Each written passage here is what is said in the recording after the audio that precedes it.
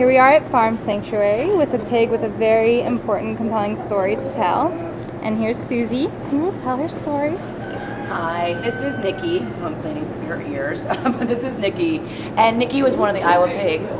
She actually was a gestation sow. And while she was in the flood, she actually had her babies on the levee, who are all around her right now. But Nicki was actually starving to death by the time we found her and wasn't actually producing any milk the day we found her. And at that time she had 7 babies. 2 of them died pretty early on, but of the 7, to keep 7 alive was amazing with no milk. But we're guessing she had more at one point because all the other pigs that came in actually gave birth to about anywhere from 19 to 25 piglets. Which is the average, which no one ever realized. We didn't know at the time, but yeah, it's the average is about 20 pigs per mother. And these girls are actually bred 2.5 times a year. So every 144 days, gestation sows have babies. They usually keep them for about 10 days, then they take them away, and those babies go and they become either feeder pigs, or some of the females become gestation sows as well. With Nicki, this would be the first time that she ever got to keep her babies. Aww. And I think that's why she actually attached to us so quickly, is because she knew we weren't taking them. We actually let her have them. We were feeding her. She got to stay with them.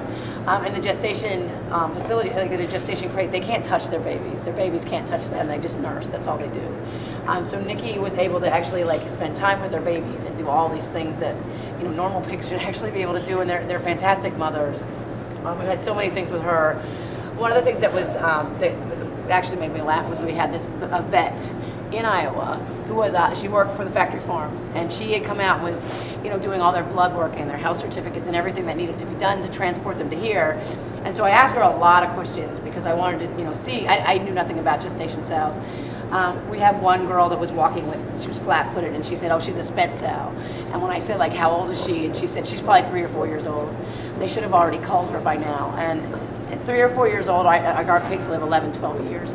And they have really good lives. And to only live 3 or 4 years and to be bred 2.5 times a year just for your baby so you can never touch, it's just such an outrageous life. And they all pushed over here. Yeah, they're all very into this whole camera thing. Oh, she's actually playing with her ear right now. She's like, that's my friend, and she won't play with me. They're sisters, and they're the babies again. The babies and the mother. These babies are over a year old now. They're all inseparable. So we didn't separate her from her babies ever. We actually that was what I was talking about with the vet. The Iowa vet also said, no matter what you do, whatever you do not put her in a trailer with those babies. She'll kill them. And we were like, well, when we're transporting them back. So I was like, that doesn't make any sense. Why would she kill them? She's in a pen now. Why would she kill them on the road? And she's like, she'll panic. She'll lay on them. She'll kill them.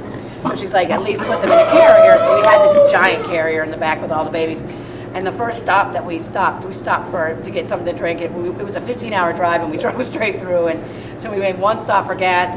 We pulled over and we looked in the trailer, and she had ripped the entire crate to shreds, and the babies were nursing. Aww. And so we had to take the pieces of the crate out, and then we put them back. We threw the crate away at that the gas station, and I left her with the babies the rest of the trip, and they were fine. They were absolutely fine. So that's a myth. It's a myth. And we did the same thing out here when the mothers were having babies. We put them in the pens in here. They never hurt their babies. We were so scared that they would, that we actually had people sleep in there 24 hours a day just in case one of the babies got hurt. None of the babies got hurt ever. The only thing that they did was every single morning, these babies, I have pictures of it, these babies were this big, and they would walk up to the mother's mouth and talk to the mother, and the mother would talk back, and then she'd flip over, and then they'd all jump on, and they'd nurse and nurse and nurse.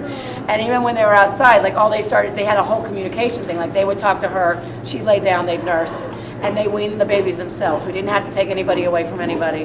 It was amazing. So they stayed with their baby. They let the babies nurse for about 3 months. She's like, that's my mom. She's checking out. That's my mom. Hey, baby. She's like, she's my mom. This is Portia. And she's laying down because she really loves to lay down. Loves the tummy rubs. Yeah, they love tummy rubs. And again, though, these babies, they only had a couple bad days. They had bad days when they were on the levee. But when we got them, they were pigs in the world. Yeah, they were only about a week old. So everything else has been really good, and that's why they're very friendly and sweet and goofy. And Nicki has her moments. Nicki can get angry, mainly because she's in a lot of pain. And what we're finding with these gestation sows is they already have so much damage. They already have arthritis in the joints, and she has arthritis in her shoulder already. And I talked again to the Iowa vet, who actually call now every once in a while. I don't know why, because she knows more about them. Nobody knows about gestation sows and all these pigs. And she said, I mean, they're on concrete. So when an animal this large is growing up on concrete, it damages these joints. They need give. Like it's like you need the give of the soil. Like they're not supposed to be on a concrete floor. So all the damage that's been done before they get here is now manifesting itself to a certain degree. She's on Rimadyl though. She's on Rimadyl and she's doing good. And she every day she still wants to go outside no matter how sore she is. She goes outside for hours and hours and hours. And it's the other thing you see with these guys is they want to spend every day outside. We were told they couldn't be in the snow. And the very first snow, I've got pictures of them running all over the place. They're eating huge mouthfuls of snow. They were out probably for about 8 hours. No human being could be out that long. It was so cold. Yeah. And they were like saying, oh, they can't be out in the elements. That's why we have to keep them inside. And they can't do this because that's why we have to keep them inside. And they'll kill their babies, so they have to be in a gestation crate. And it's like, none of those things are true. Not one of those things are true. I mean, we do have to sunscreen them because they have bred them to be too white. But they put sunscreen on twice a day, every day. Yes, so on these beautiful skin. Ears, because they're very prone to skin cancer, but so are redheads with freckles. I mean, it doesn't mean that's something that's not a bad thing. It's not. It doesn't mean you keep them inside. Yeah. I mean, they have every right to live and have a really normal life.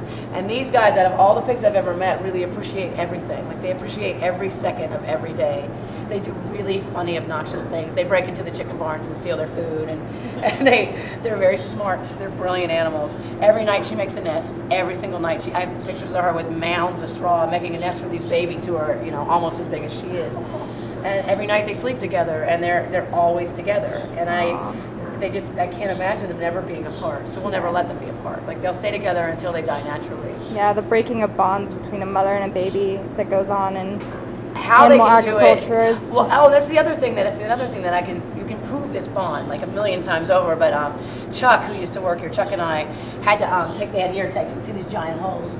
By law, it's the craziest thing. By law, to transport livestock, most of them either have to have blood tests or at least have ear tags put in and have like health certificates, unless you're taking them directly to slaughter, and then you don't have to do anything. If they're going to stay alive, they have to be tested. If they're going to stay alive, they have to have health certificates and ear tags. If I were going to take these exact same pigs, drive them to New York, and run them through a slaughter line, none of that would have had to happen. So they make it very difficult for you to do anything but slaughter them. So we had to have ear tags put in these sweet babies, and we had to move her out of the pen when they did it because she tried to kill the vet because she did not like that. Because the babies cried, because they're big metal ear tags and they have to jam them in the ear. Oh my They would gosh. not let us microchip them. They wouldn't let us do anything that would have been easier on them. By law, we had to do it or they would not have let them out of that state. So we went through the whole process and we brought them home. And because the ear tags are metal, they get infected, and as they grow, the hole got bigger. The hole was stretching out. And we had to keep them in for at least a month because we had to be able to have our state vet come and ensure that they were properly tagged and all this stuff. So it's an absolute nightmare for these pigs. So when we finally are able to take the tags out, we put them in this pen in the back, and we closed the gate. And they started screaming like the second that we put them in a pen because they were like, something bad's gonna happen. They knew that they shouldn't be away from their mother. And so we had them in the pen and they were screaming, and Nicki came flying from across the pasture. She ran over, she grabbed the gate and she ripped it right off the wall.